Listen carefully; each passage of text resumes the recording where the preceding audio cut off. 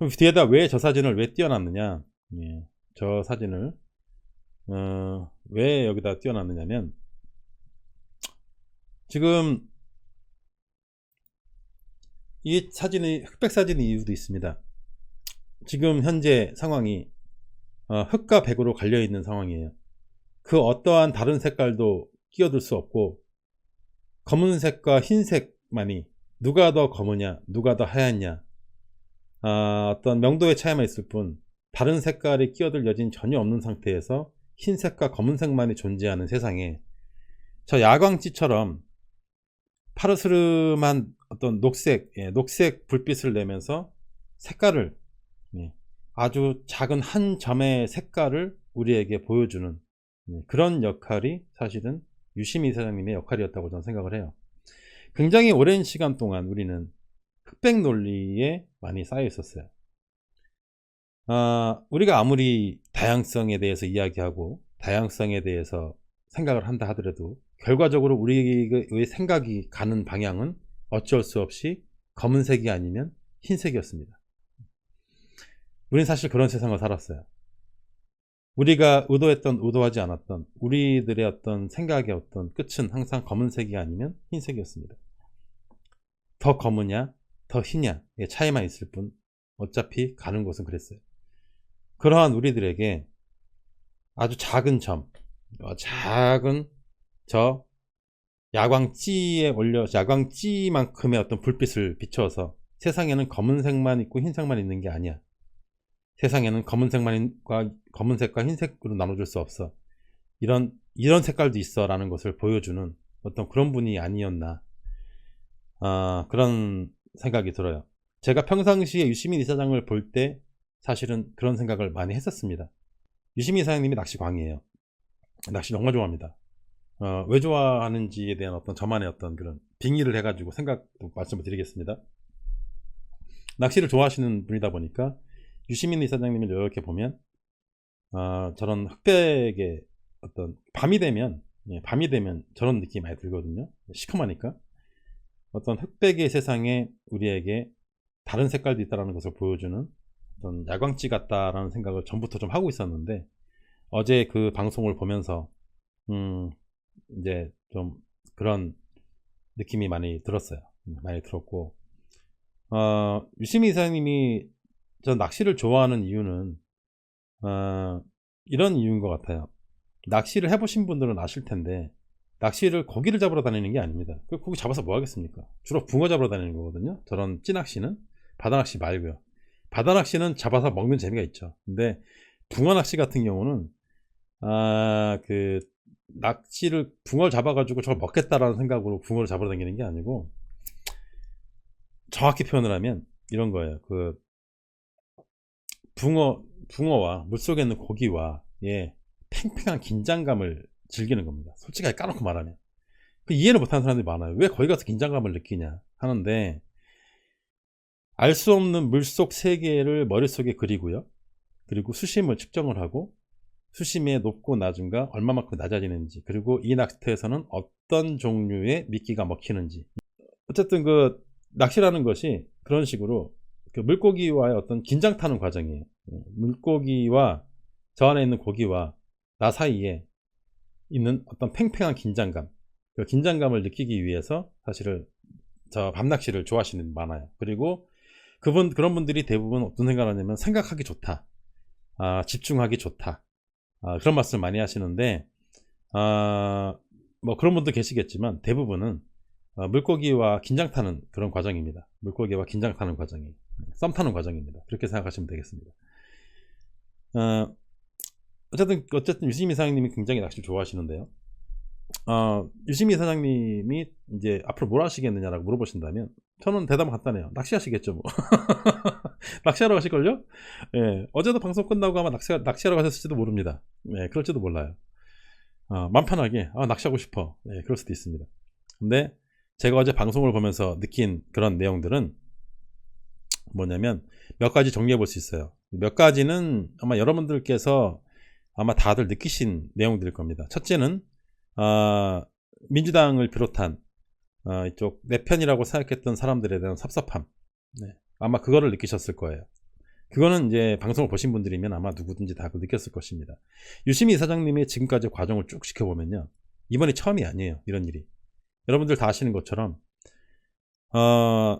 심지어 그 누구보다도 친노이고 뼛속까지 친노이고 심지어 유시민의 남자, 본인 스스로 얘기를 합니다. 내가 게이가 아닌데 나는 노무현이 좋다라고 이야기를 합니다. 노무현이라는 남자가 너무 좋다, 너무 좋아서 미쳐버리겠다, 이렇게 얘기를 할 정도로 자신의 마음속에 있는 노무현 대통령에 대한 어떤 사랑의 크기는 정말 큼에도 불구하고 처음부터 지금까지 심지어 같은 친노들에게도조차 제대로 인정을 받지를 못합니다. 계속해서 따돌림을 당했죠. 배척을 당하고. 이번뿐만이 아니에요. 계속해서 그런 과정을 겪었어요. 그런 과정을 겪었고, 그리고 그런 과정 속에서 지난번에 아시는 것처럼 민주당이 합류하는 것이 아니라 따로 나가서 따로 그 문성근 배우와 함께 다른 어떤 당을 만들고 이런 과정도 있었고요. 그때도 역시 마찬가지죠. 거기서도 배척을 당했어요. 거기서조차도 누군가와 또 합당을 하고 통진당과 합당을 하고 했는데 또 거기서 또 당했고요. 그 다음에 또 정의당을 만드는데 또 한몫을 하시죠. 정의당을 만들고 또 거기서도 마찬가지로 또 따돌리면 또 당합니다. 어느 쪽에 속해 있든지 간에 계속해서 사람들이 밀어냅니다. 밀어내고 밀어내요. 이유가 뭐냐면 바로 이것 때문에 그런 거예요. 바로 이것 때문에 그렇습니다. 흑과 백만이 인정받는 세상에서 파르스름한 저 어떤 색깔을 내는, 흑과 백이 아닌 다른 색깔을 내는 사람이기 때문에 저 흑백의 세상에서 자꾸 밀려나는 거예요. 어느 조직에 속하든지 그 조직 안에서의 흑백 논리가 있습니다.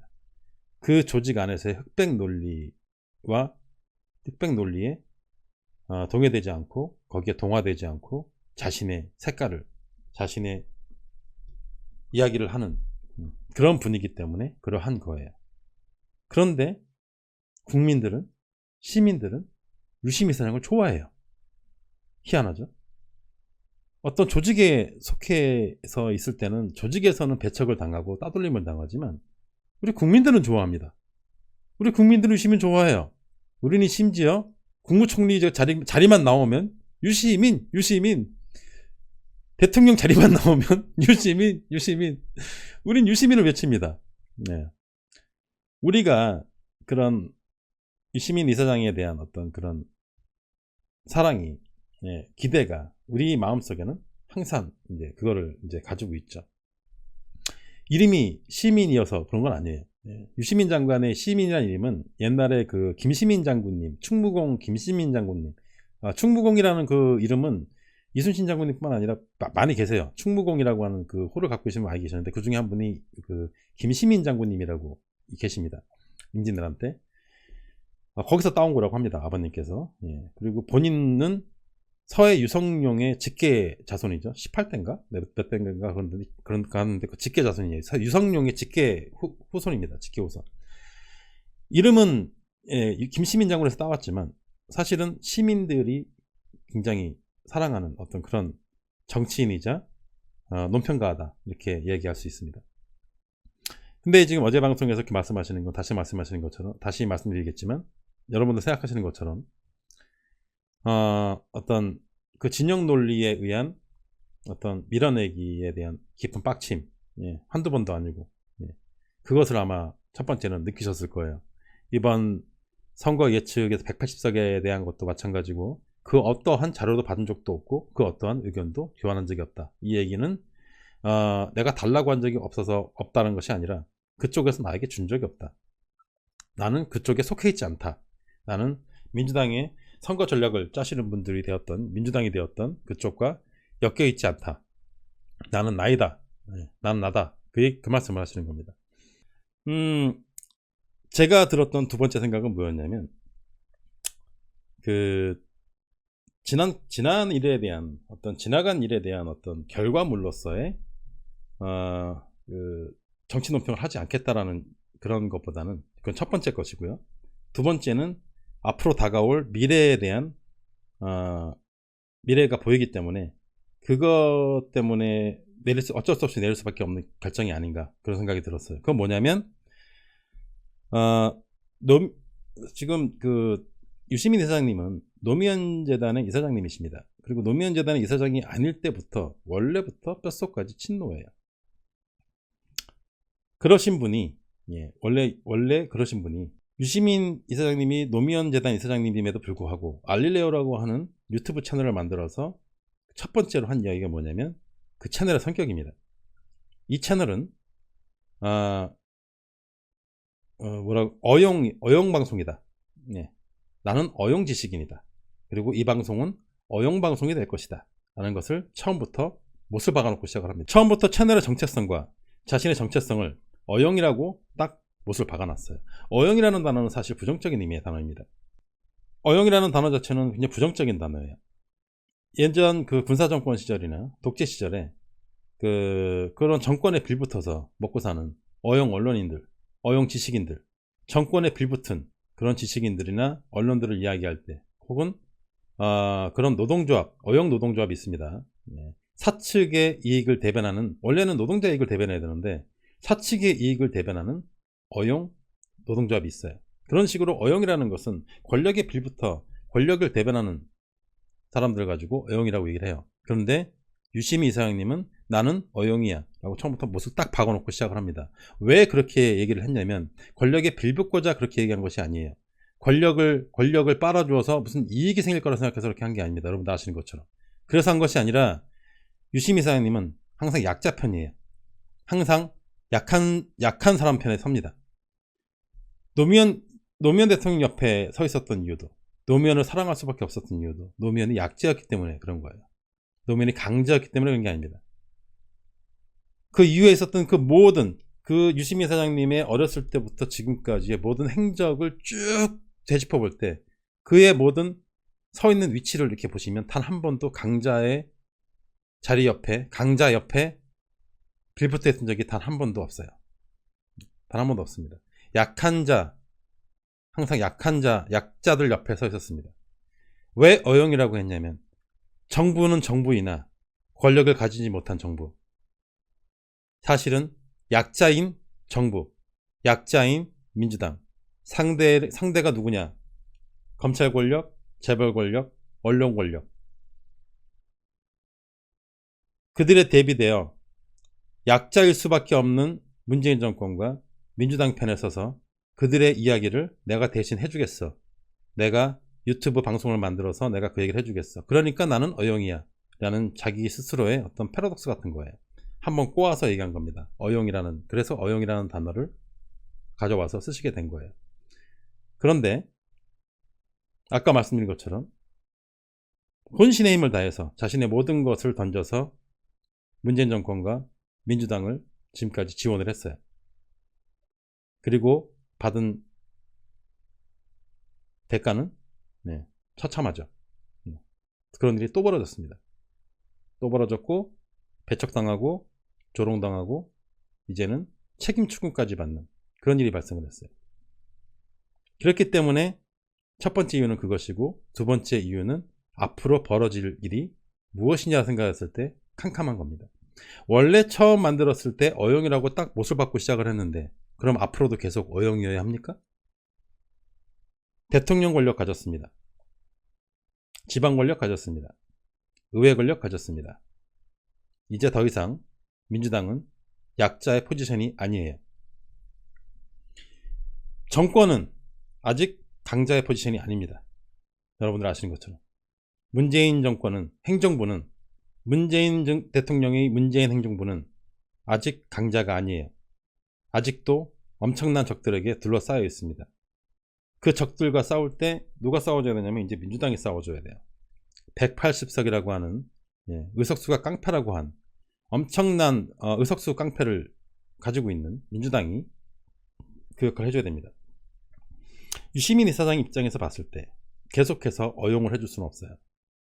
이제 민주당은 강자이고 누가 봐도 강한 여당입니다. 의석수가 깡패이기 때문에. 저 정도 의석수를 가졌으면 더 이상 약자라고 볼 수가 없습니다. 혹여나 앞으로 만약에 민주당에서 뭔가 잘못했을 때 유시민 이사장님이 그렇게 하면 안 되죠! 라고 얘기를 하거나 이건 좀 아니지 않습니까? 라고 이야기를 하거나, 그렇게 하게 되면 어떤 일이 발생하겠습니까? 유시민 이사장님 입장에서는 계속해서 어용방송을 해줄 수도 없고, 그렇다고 해서 민주당을 비판할 수도 없는, 편을 들어줘도 저 개난리인데, 만약에 뭘 잘못했다고 해서 잘못을 지적질이라도 하게 되거나 비판이라도 하게 되면 어떤 일이 발생할지 뻔한 거 아닙니까? 그게 무서웠다기보다는 그래도 민주당을 위해서 계속 편을 들어주고 계속해서 실드를 쳐주는 게, 그게 거기서 이제 어떤 모순 같은 걸 느끼게 되는 거죠. 유시민 이사장님이 이제 그런 모순을 느끼게 된 겁니다.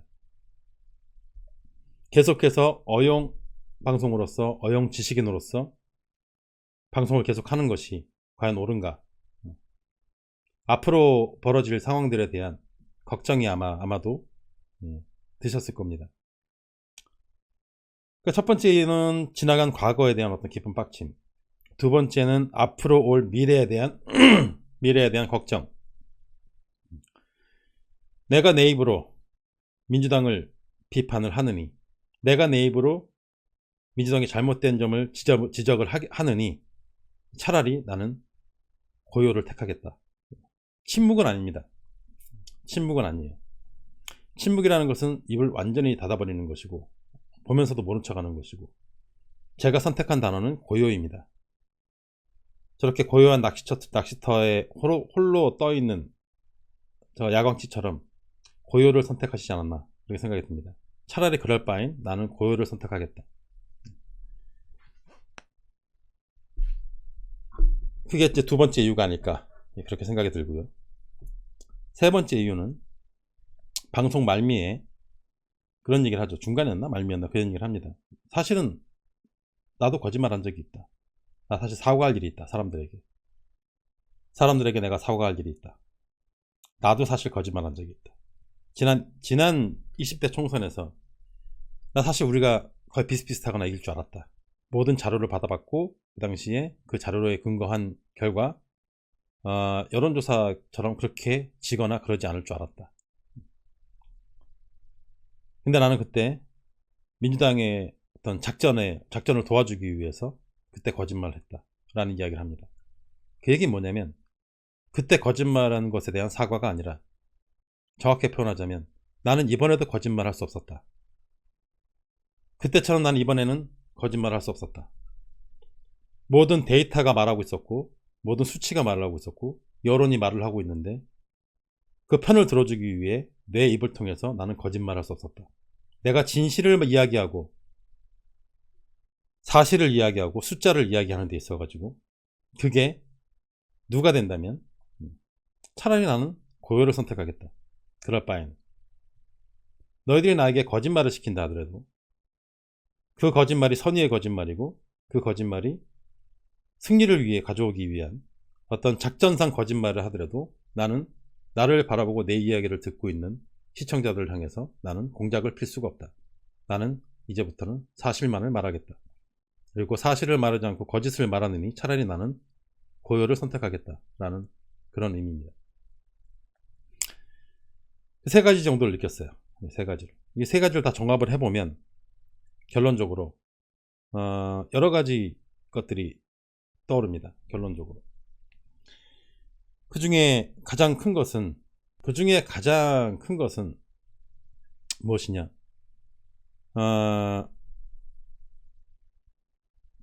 방송 첫머리에 여러분들 보셨을 거예요.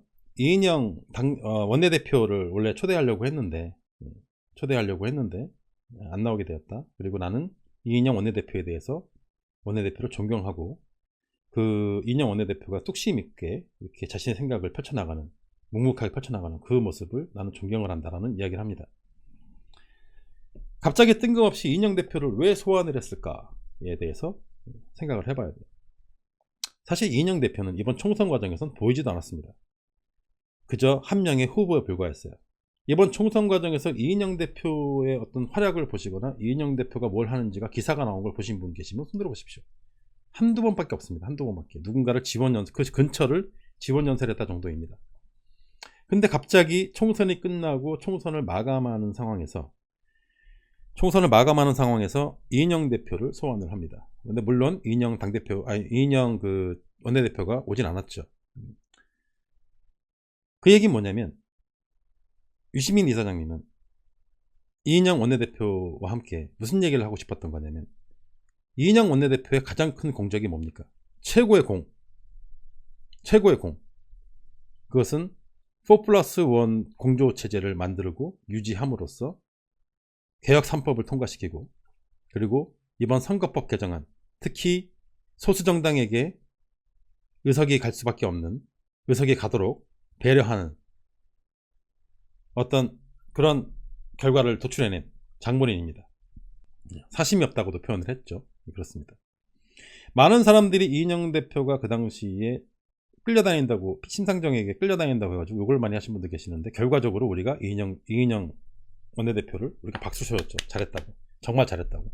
4+1 공조체제를 굳건하게 함으로써, 그리고 비례대표 의석수를 내줌으로써 결과적으로 개혁 3법을 끄집어내고 공수처를 설치하게 되는 그런 쾌거를 이뤄냅니다. 그리고 그 선거법 개정안 통과의 결과물이 이번 총선이에요. 그리고 이번 총선에서의 가장 큰 화두는 비례대표였습니다. 비례정당, 위성정당이었습니다.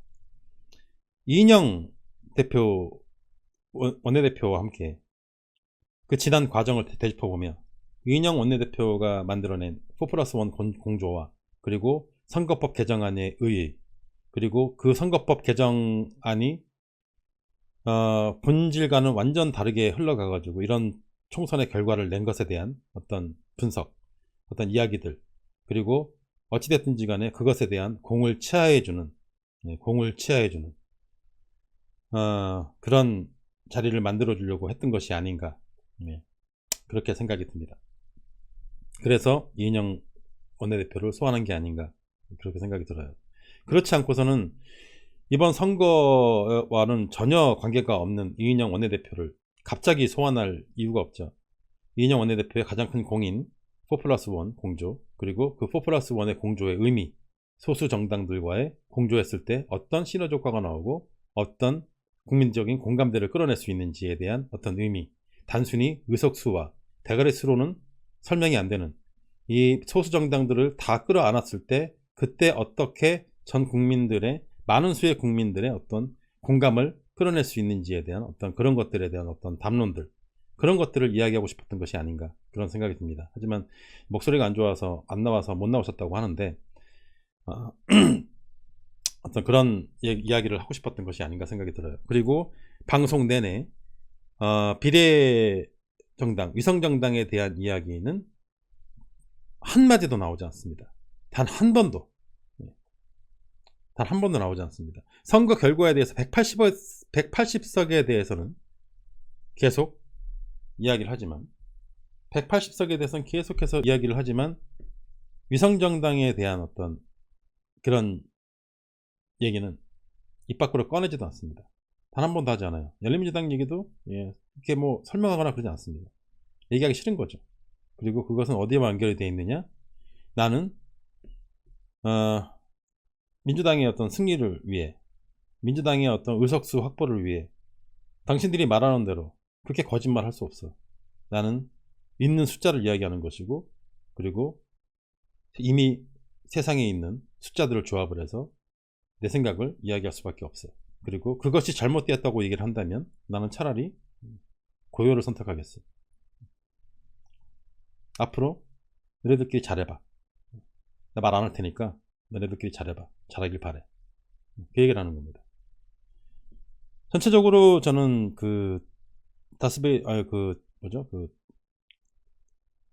알릴레오를 보면서 유시민 이사장님이 말씀하시는 정치 논평은 이제 더 이상 하지 않겠다 라는 표현의 의미를 이렇게 한 3가지 정도로 이렇게 한번 생각을 해봤어요. 과거에 대한 생각과 앞으로 다가올 것에 대한 생각, 그리고 그것의 밑에 깔려있는 본질들.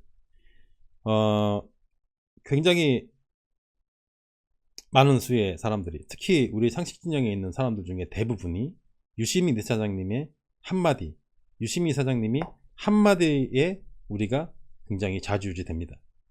우리의 생각이 유시민 이사님이 따라가는 것이 아니라 우리의 생각을 유시민 이사장님이 말씀을 해주세요. 우리가 하고 있는 생각을 유시민 이사장님이 명쾌하게 유시민 이사장님의 특유의 목소리와 말투로 설명을 해줍니다. 그래서 우리가 유시민 이사님을 좋아하는 거죠.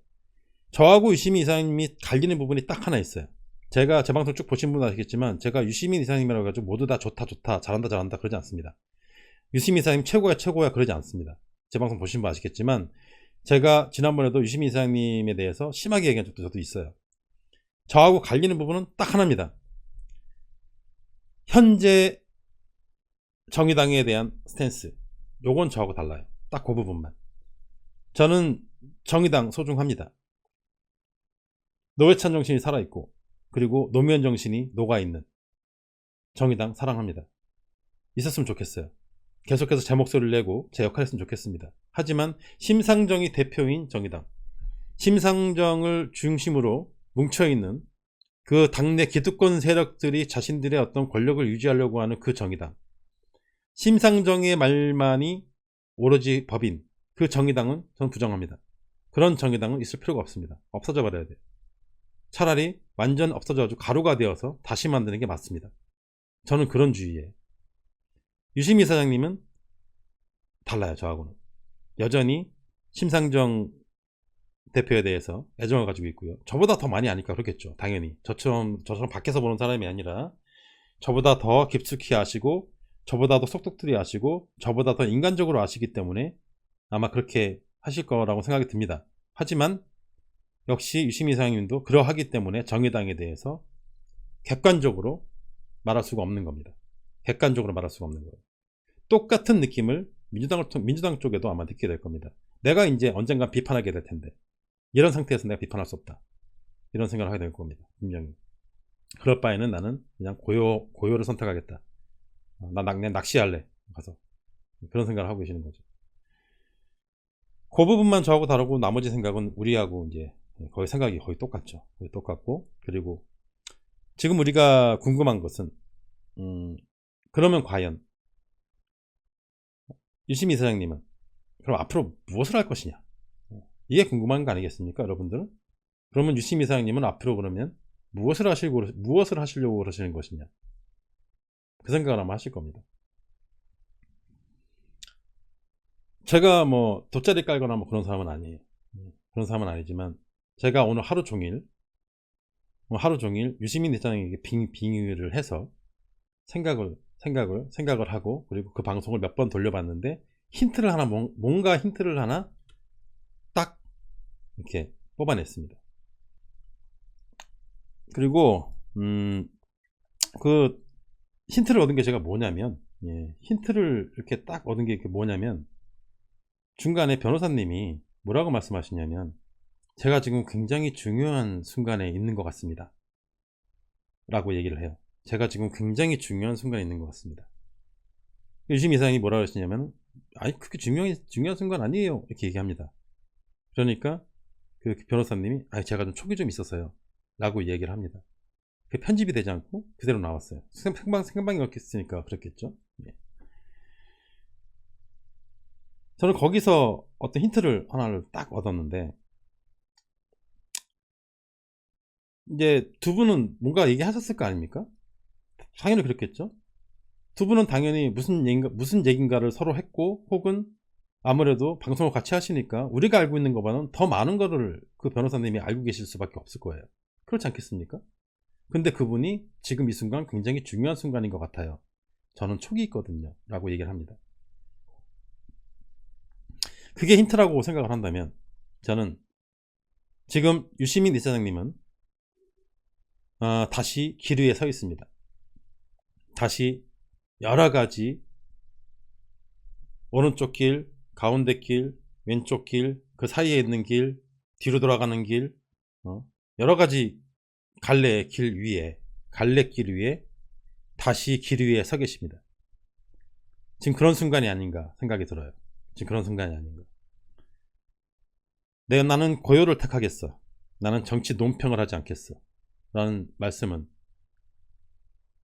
정확하게 완전히 양쪽 부분으로 딱 갈리는 거예요. 하나, 나는 정치 논평을 다신 하지 않겠어. 나는 그냥 상식적인 이야기들, 잡스러운 이야기들만 하겠어로 들리기도 하지만, 하나는 정치 논평 안 하고 나 직접 할래로 들리기도 해요. 솔직히 말해가지고.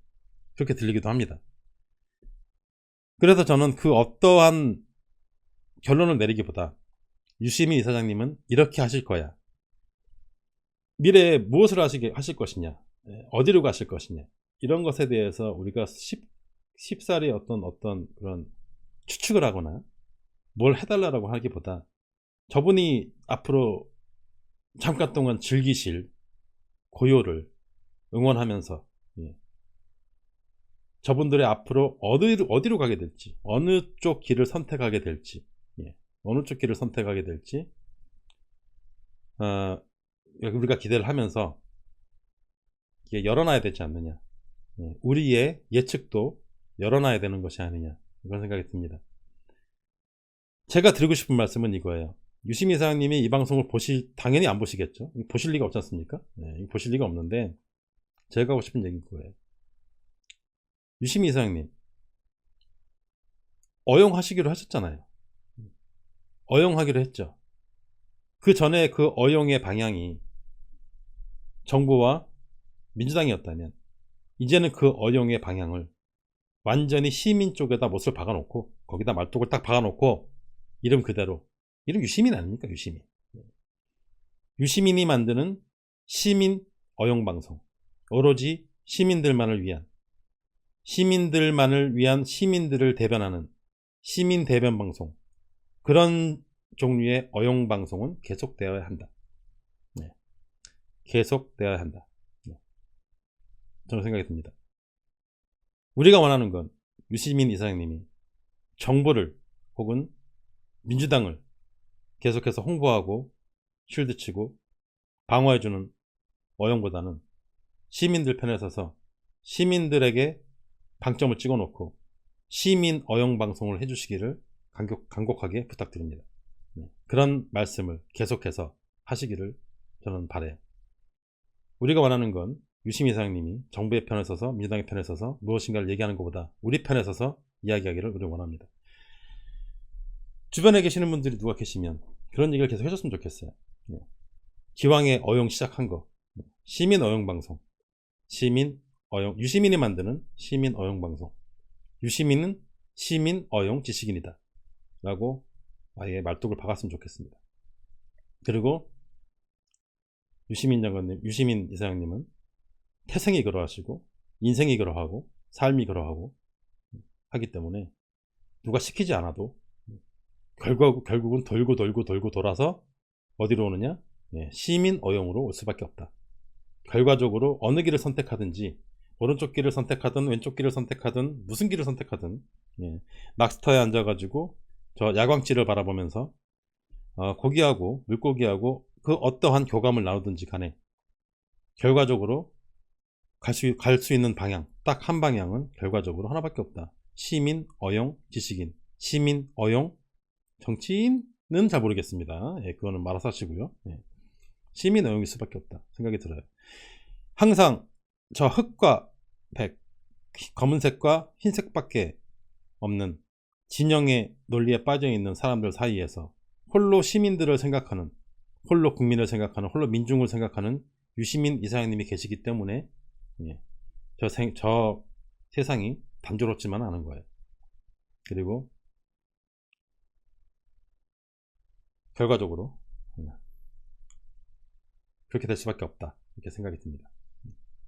이게 저의 예측입니다. 좀 뜬금없고 열린 예측이긴 하지만